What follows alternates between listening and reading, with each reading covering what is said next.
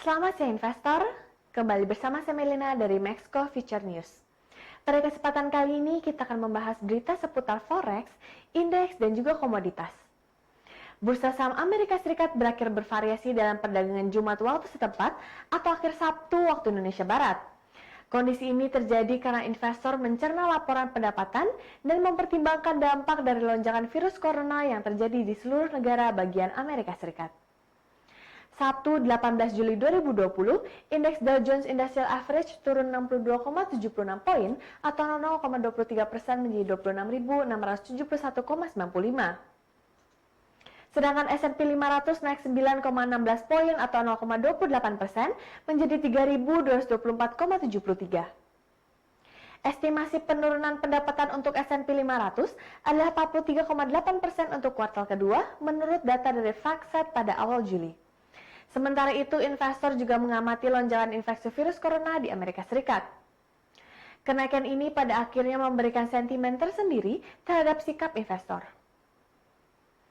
Kemudian indeks komposit Nasdaq meningkat 29,36 poin atau 0,28% menjadi 10.503,19.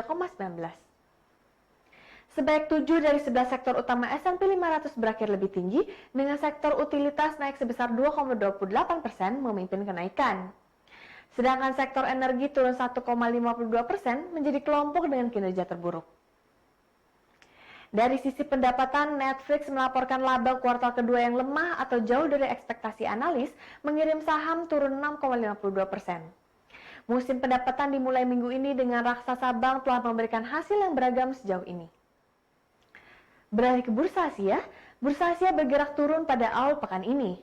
Investor menunggu pertemuan para pemimpin Uni Eropa yang akan membahas stimulus ekonomi. Indeks Nikkei 225 Jepang turun 0,3%, indeks komposit Shanghai naik 1,29%, indeks Hang Seng Hong Kong naik 0,29% dan Australian Exchange turun 0,41% dan disusul oleh Kospi Korea Selatan yang turun 0,62%. Pemimpin Uni Eropa akan bertemu dan membahas rencana untuk membangkitkan kembali ekonomi yang tertekan akibat pandemi virus corona. Uni Eropa mencatat resesi terbesar sejak Perang Dunia Kedua. Di Amerika Serikat, Kongres akan memulai debat mengenai paket talangan baru pekan ini. Pembicaraan dana bantuan ini dilakukan menjelang akhir program bantuan tambahan virus corona di akhir Juli. Ekspor Jepang bulan Juni turun 26,2% dibandingkan Juni tahun sebelumnya. Penurunan ini lebih buruk dari survei ekonomi yang dilakukan oleh Reuters sebesar 24,9%.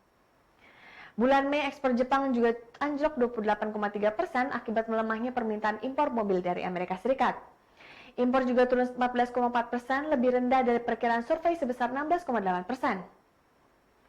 Saham otomotif Jepang hari ini bertumbangan. Nissan turun 2,39% dan Mitsubishi Motor turun 2,12% dan Suzuki turun 2%. Sebelumnya harga emas melonjak pada hari Jumat, bersiap untuk kenaikan minggu ke-6 berturut-turut. Kenaikan dipengaruhi rekor dalam infeksi virus corona di Amerika Serikat yang memicu ketidakpastian tentang pemulihan ekonomi. Harga emas di pasar spot naik 0,7% menjadi $1.809,86 per ounce dan telah naik 0,6% minggu ini.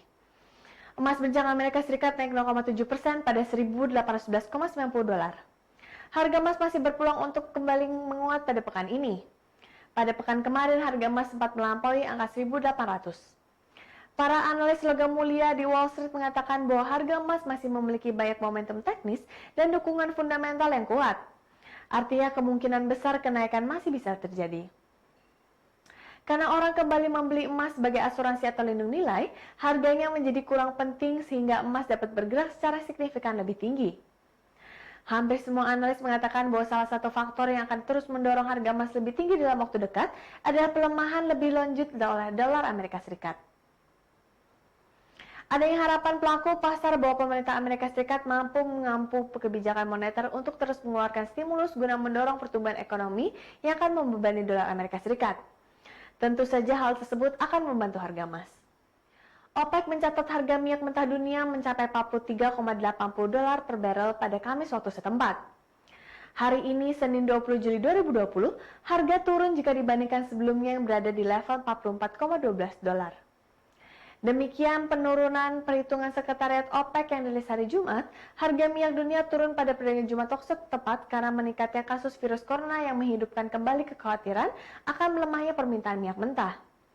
Meski demikian, negara anggota OPEC dan sekutu terus berupaya menjaga agar harga minyak tidak jatuh terlalu dalam.